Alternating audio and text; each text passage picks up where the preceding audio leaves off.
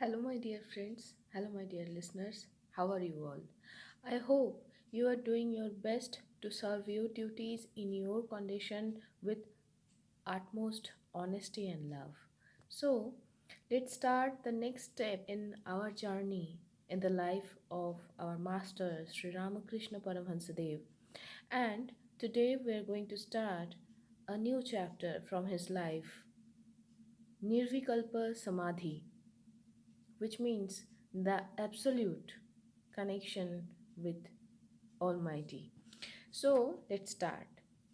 Beyond the realm of thought, transcending the domain of duality, living Maya with all her changes and modifications far behind, towering above the delusions of creation, preservation, and destruction, and sweeping away with an avalanche of ineffable bliss all relative ideas of pain and pleasure, will and woe, good and evil, shines the glory of the eternal Brahman, the existence, knowledge, bliss, absolute.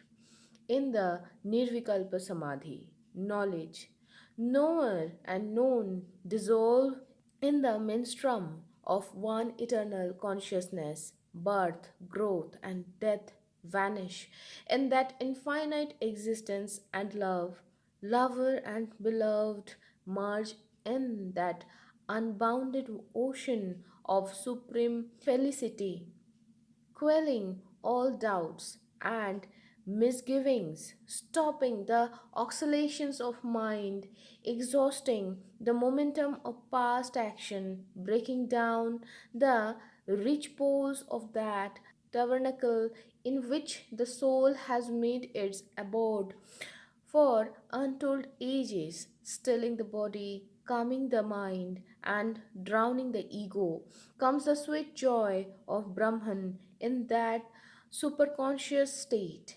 Space disappears into nothingness. Time is swallowed up in eternity. Caution becomes a dream of the past, and a tremendous effulgence annihilates the oppressive darkness of sense and thought. The world with its myriads heavenly bodies melts away. Even thought is hushed into silence, and only existence is. Ah, who can say what the soul feels in its communication with the self? He only knows that state who has experienced it. It is all silence, indefinable. The soul, after a final struggle, leaps over the last barrier of relative existence, shatters its prison of matter, and merges in the infinite glory of Brahman. The Nirvikalpa Samadhi is the highest flight of Advaita philosophy. Truth is there revealed in its perfection and glory. The sadhaka feels it as a tangible thing. His illumination is steady, his bliss constant, and the oblivion of the phenomenal universe is complete. Even when he descends from this dizzy height, he is devoid of the ideas of I and mine, and looks upon the body as a mere shadow, an outer sheath encasing the soul. He does not dwell on the past, takes no thought for the future, and looks with indifference upon the present, serving everything with an eye of equality. In this world of infinite variety, the liberated man is no longer touched by phenomena nor by their reactions of pleasure and pain. He is the same if he, that is to say, his body, is worshipped by the good or tormented by the wicked, for he realizes that it is the one Brahman which is manifesting throughout the whole of nature. This is the crowning glory of man's spiritual exercises, the last word in his evolution. There is no more birth, no more death, nor any further identification with the changes of the body.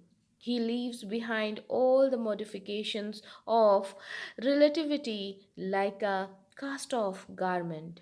He realizes his identity with the eternal Brahman, the one without a second, and knows that the former idea of himself as mortal, dependent on phenomena, was due to illusion and ignorance. It is authoritatively stated that for the ordinary sadhaka there is no return from this exalted state of the normal plane. That after he has enjoyed this supreme bliss for a few days, the dissociation of his soul from the mind and body becomes complete and the body dies. Only those who are born with some special mission in the world can return in an inscrutable way from this samadhi. They live and move in the world for the welfare of mankind. They are invested with supreme spiritual power, and a divine splendor shines through them. They can transmit holiness and purity to others by a touch, a word, a look, or even a thought. This is the reason why such men are able to revolutionize the world. Samadhi, broadly speaking, is a state of superconsciousness. It is leaving behind the world as perceived by the senses and soaring into a superconscious state which may range from the vision of subtle elements to the merging of the mind in the absolute. Sri Ramakrishna's Samadhi covered a wide range of experience, from his perception of various visions to the annihilation of his mind in the infinite consciousness of Brahman. It had also many forms. Sometimes he willed himself into them, at other times, the strong current of his spiritual nature swept him into them in spite of himself. Thus, he entered into a world of power, or a world of beauty, or a world of spiritual grandeur, according to the nature of the suggestion from the external world. He would commune with invisible beings, forms of the divinity or divine incarnations of the past. Such visions, however, belong to the domain of personality, which is not the last word in spiritual experiences. So long as the sadhaka is satisfied with this kind of samadhi, his attainments cannot be said to be complete. He has not yet reached the unfathomable depths of the ocean, though undoubtedly he has gone far beneath the surface, encountering the forms of life abounding there. But he has not yet ransacked the priceless treasures of the deep, which reveal themselves only to those who have the courage to dive on and on till they have touched bottom. So we find Sri Ramakrishna taking up another course of sadhana altogether different from his previous ones, and his success in this was as remarkable as the practice was difficult. So, my dear friends, we will start the new part or the next part of this chapter in the coming episode. I am bidding you goodbye. But till then, be happy, be jolly, and keep praying. Shubhamastu.